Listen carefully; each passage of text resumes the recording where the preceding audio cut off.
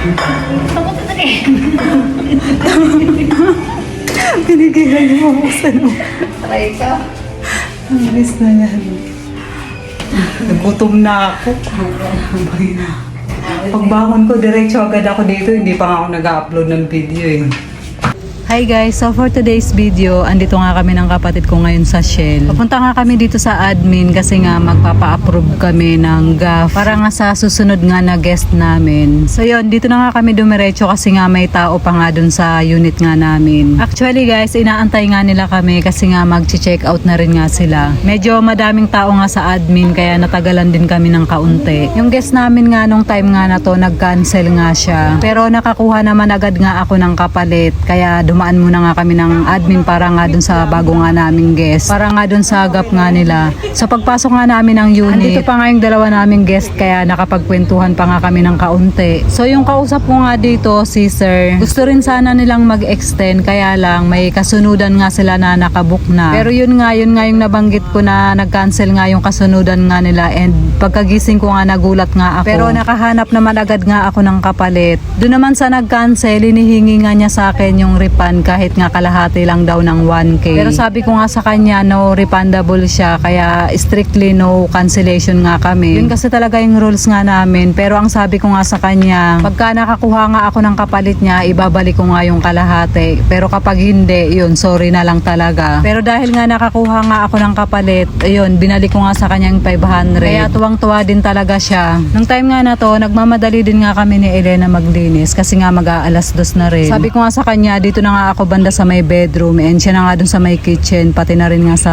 bathroom. So yun, first time ko nga na maglinis nga dito na pagkatapos nga gamitin nga ng guest. Kasi nung unang araw at pangalawang araw nga namin si Elena nga lang ang nandito. Natutuwa nga ako sa sarili ko kasi nga iba na naman yung ginagawa ko, iba na naman yung atmosphere na ginagalawan ko. Yun nga, nag-e-enjoy talaga ako sa ginagawa ko na to. Kasi nga kapag gusto mo yung ginagawa mo, napakadali lang niyang matutunan, napakadaling pag-aralan. Kahit nga si Elena, gustong gusto niya rin nga yung ginagawa niya kasi nga after nga maglinis, after mag-assist ng mga guest, napakahaba nga ng oras nga niya para sa sarili niya. Halos patapos na rin nga si Elena sa kusina nga, ang huli nga niyang gagawin, magmamap na lang siya ng floor. Yung floor nga, 2 beses nga daw nga niya yan minamap. Yung unang map nga niya, yung may sabon lang, then pangalawa yun nga yung may downy. Kaya pagpasok nga lang nga ng unit, talagang maaamoy mo nga siya na mabango kasi nga panay din nga yung Lysol nga niya. Then bumalik nga ako dito sa bed kasi nga inayos ko nga yung towel nga namin. So itong towel nga na to, talagang lagi kong sinasabi kay Elena na kailangan palagi siyang nakaganito kapag papasok nga yung guest. Mas maganda kasi kapag maaabutan nga nila na ganito nga yung loob nga ng bedroom kapag pumasok nga sila. Diba? Taray! Guys, tapos na kami maglinis. Diba, saglit lang yan. Inemi-emi lang. Ready na for the next guest. 4 sila kaya naglabas na ako ng ano. So yun, 4 sila kaya syempre 4 din na tayo.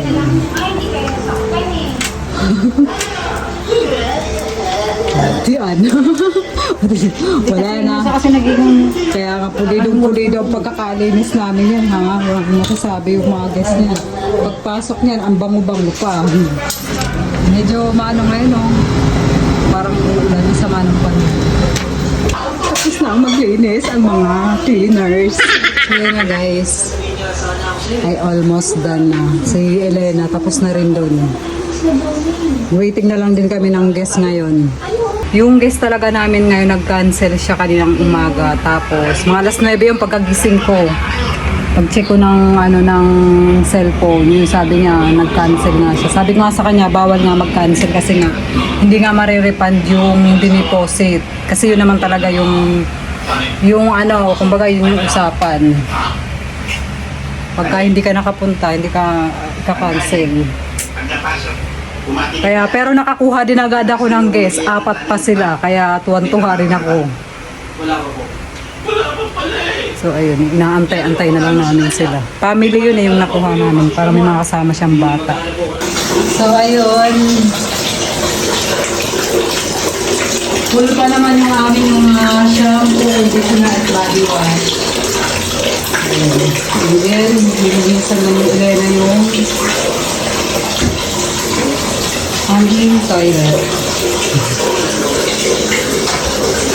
Alam mo ba, kahit may tao dito kagay na ang bango niya pag pumasok.